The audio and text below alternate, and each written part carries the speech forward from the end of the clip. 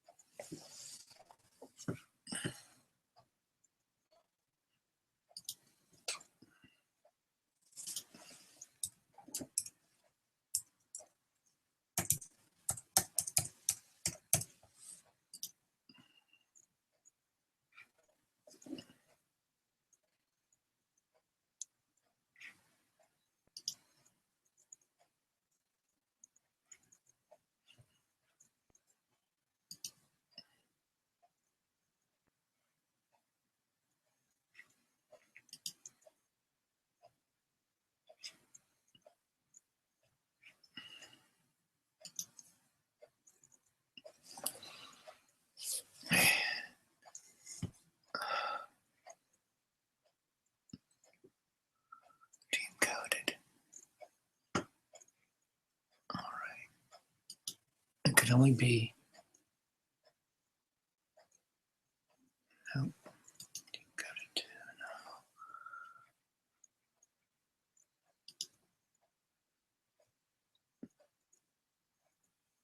This one.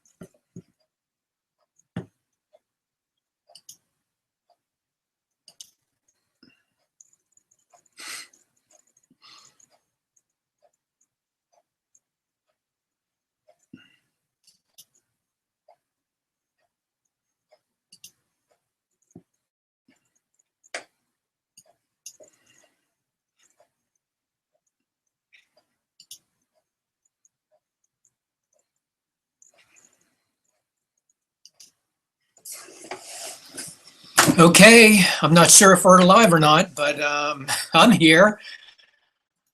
And yeah, I had some challenges with this, so not sure if I've done it right. I guess it's a learning process. And keep in mind, there is a 40-second delay from anytime you hear me say something. I guess there's a 40-second delay. So I'm going to get things started. My name's Jeff Pro. And hold on a second. Let me change out my screen here. And like I said, my name's Jeff Pro. And I'm getting feedback. Hopefully you can hear me. But once again, my name's Jeff Pro. I live in Houston, Texas. I've been here about 10 years now. Moved here from Miami. And lived down in Miami, Fort Lauderdale area for about, I don't know, 23 years. And prior to that, I grew up in northeastern Ohio, a town called Champion.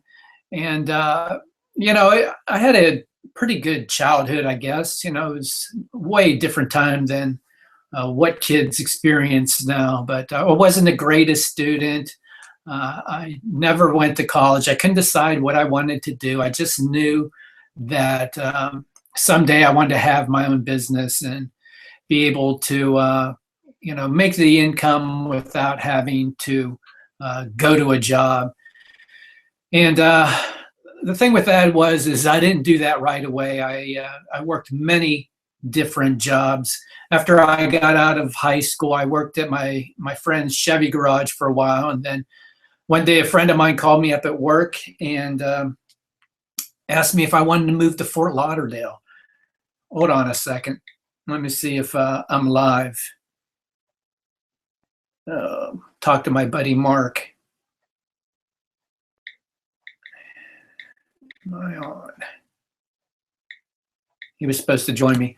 Anyway, so getting back to Fort Lauderdale, my buddy called me up, wanted to know if I wanted to move to Florida, so I jumped on it because I really never liked cold weather. I mean, it was great when you're a kid, but after I got out of high school and I got a job, having to shovel out your driveway to go to a job got old pretty quick. And I remember one year I actually bought a snowmobile so I could ride it to the Chevrolet garage where I was working. And so moved to Florida. I did many different jobs down there. My first job was working as a bartender slash barback at a place called Penrod's on the beach. And this was back in the early to mid 80s when spring break was real big down in Fort Lauderdale. And I mean, it was great. I had a great time. After that experience, hold on a second. I'm going to make sure that I'm broadcasting this. Okay.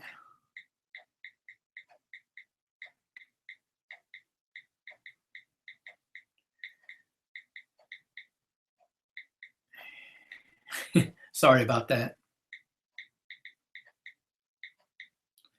All right, so getting back to that, I worked different jobs. I was a delivery driver. I worked construction. I worked a job stocking drywall, taking drywall from outside and carrying it into new houses being built. You want to talk about a rough job.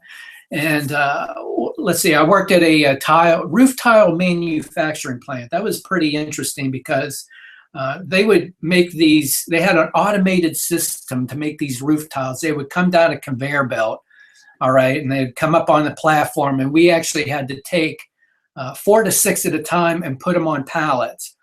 After a few months, they automated that, so eventually I was promoted to forklift driver, so I was driving a forklift, and then they had cuts, and I was one of the guys that got cut. So I lost my job doing that. But while I was there, I met a guy that actually got me my next job. He was working at a hospital as a maintenance mechanic, and they needed somebody, and we were friends. I used to go to the beach with this guy on the weekends and play volleyball. So, we knew each other, and he got me my next job. So I started working at this hospital as a maintenance mechanic. All right. And I could see I wasn't going to get anywhere there.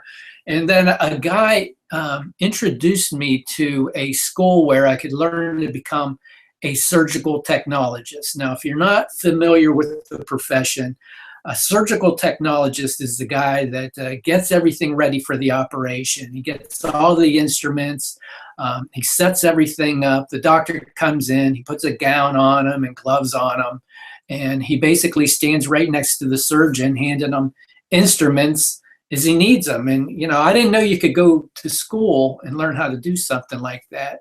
But I found out more information about the school, and I decided, that's what I was going to do. So I went to school, graduated like second in my class, and eventually I got a job. Now, here's the thing. When I got out of school, I was having a hard time finding a job because most of the places where I was applying wanted you to have, at least 1 to 2 years experience. And they wanted you to be able to do certain surgical procedures, all right? And they wouldn't hire me because I didn't have any paid experience. Now, during the school, there was a clinical rotation where us students would go into an OR environment at a hospital and learn the procedures on like a hand-on experience. All right. So I actually had I think it was 500 clinical hours doing different types of surgery, but still nobody wanted to hire me. So I finally landed my first job as a surgical technologist by basically begging for a job. I talked to the director at this hospital, it was Hollywood Medical Center in Fort Lauderdale. I talked to the director, did an interview, and I told her, look, I'll work for free if you just give me a shot so I can prove myself. And she basically said, well, if you're willing to do that, I'm willing to give you a chance. So I got my foot in the door, and once I had my foot in the door, I knew I'd be able to prove myself. All right, but they didn't start me off scrubbing any surgical procedures right away. They had me working as a stock boy, stocking all the instruments and supplies for the whole OR. So in that sense, I got to know where everything was at. But I think I spent like maybe a year and a half, maybe 2 years doing that. Oh, there's Mark. Excuse me for a minute.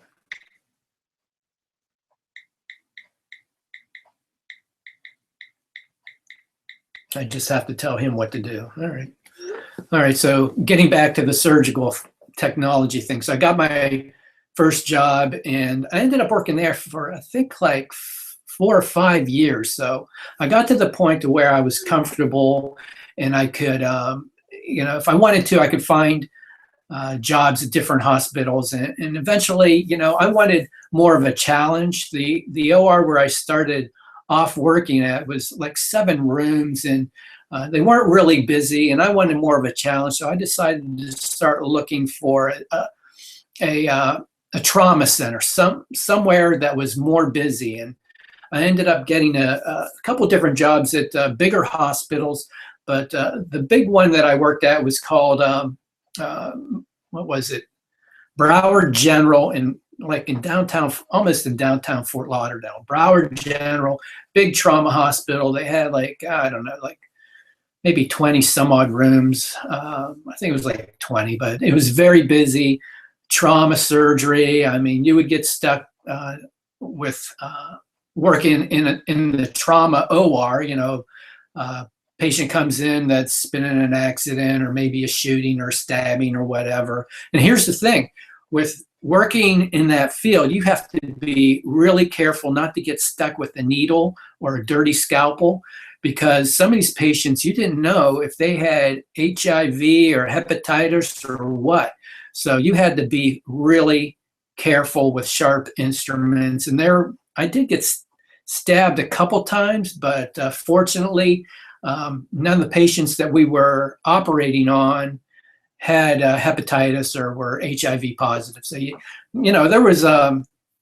there was stress to that, and there was stress to where doctors would be on you to hurry up or whatever. And I mean, it was good in the beginning. I mean, it was exciting. I got to do a lot of crazy surgeries, including facial reconstructions, brain surgery. So it was really wild. But like anything else, I just got burnt out after time. And I would see these nurses, who had been working at the hospital for 20 plus years, maybe some of them more, just looking so tired and burnt out and stuck, because what were they going to do if they left that hospital to go work somewhere else after putting in 20 years at this place? They're going to take a pay cut, no doubt.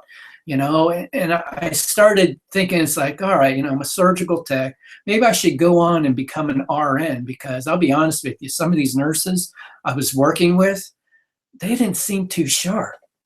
Okay. And I figure if they could get through nursing school, then I could. But the thing with that is, I wasn't into having to learn everything that I would be required to learn. I could do things and learn things hands-on, but when it came to studying and then learning and stuff and remembering, the answers to questions on tests, I just wasn't very good at it for some reason. I was more of a hands-on guy, and everybody learns different, I guess. If somebody showed me how to do something, I could do it, but I guess, to be an RN, I have to know all these calculations and how to measure certain medicines and just, crazy stuff that I really didn't want to put myself through that. So finally I decided, I'm not going to do this. All right. And eventually I got burnout, and, I wanted a better way. My wife at the time, Grace, was pregnant with our son, Chase. And, we talked it over. We didn't want to have to put this kid in daycare. We didn't want somebody raising our son. So, it came down to me trying to find something to where I could work from home and wouldn't have to put Chase in daycare. Grace was making a lot more money than I was as a RN. So, when I was burnt out, so I always wanted to be my own boss, find a way to make money. And actually, one year I started a business, mobile detailing cars. I did that for a while, but once again, if I didn't have any jobs to do, I wasn't going to make any money. I mean, there wasn't any leverage in there. I mean, it'd been different if I had a whole fleet of guys working for me. Now, that's leverage. I could pay a bunch of guys to go do jobs, and then, I pay them an hourly wage and I keep the majority of the money. That's just how businesses work. So I started looking online. I came across some good companies, and most network marketing, direct selling companies, they require you to make a list of your friends and family, and then get these people to try a product. And then if they like it, maybe they want to become a distributor for the product. And I did that for a while. I was involved with some nutritional companies, a greeting card company, a couple other companies. But I finally, with that, it just came down. It was kind of a grind. If I wasn't talking to somebody or prospecting on the phone, talking to people, make an attempt to get those people to go to a presentation online, or go to a meeting, or have a home meeting, or meet somebody at a coffee shop like Starbucks or somewhere. There was a constant grind there, and I it's what you had to do for business. But then I came across the way where you wouldn't have to do that. Okay, internet marketing. So instead of me having to go to a meeting, I could present online, or I could set something up automatically to do all the presentation for me.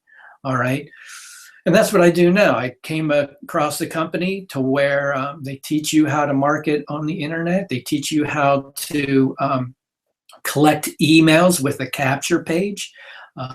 They teach you how to set up your own home on the internet, which is what I have now. We use a blog for that. And the truth of the matter is if you don't have a home on the internet, then you're pretty much not doing much of a business. Okay. And even with the businesses now that are nutritional companies, or weight loss, or energy drinks, or insurance, or maybe legal services, or skincare products, even those companies, the reps that join those companies, most of them are doing it the old-fashioned way, where they make a list of friends and family and they get them to try a product, go to a meeting, that sort of thing, to where if they wanted to, okay, they could have their own website, their own blog, to where they could write about whatever they want to. They could get people to come to their blog, learn more about them. On the blog, see banners for their company, their products. And, people do business with people they know, like, and trust. And, when you go on, for instance, when you go on Facebook, you'll see people that are in different companies posting about how great their company is in different groups, and then they have a link to their website, company-generated website, and they expect people to click on those and go and join, and then they get frustrated when it doesn't happen. Okay, and the thing is you'll see the same company being presented or talked about by 5 or 6 different people, but their website is all the same. They're not separating themselves from the competition. So if you have a blog or your own home, your own internet real estate where you can get people to come and get to know, like, and trust you, then you have a better chance of signing people up to either buy your products and also to join your business. All right. So once again, anybody that's in business, even if you're a car salesman, you should have your own website and not, the website that the company gives you. If you're a real estate agent, you want to brand yourself as that real estate agent.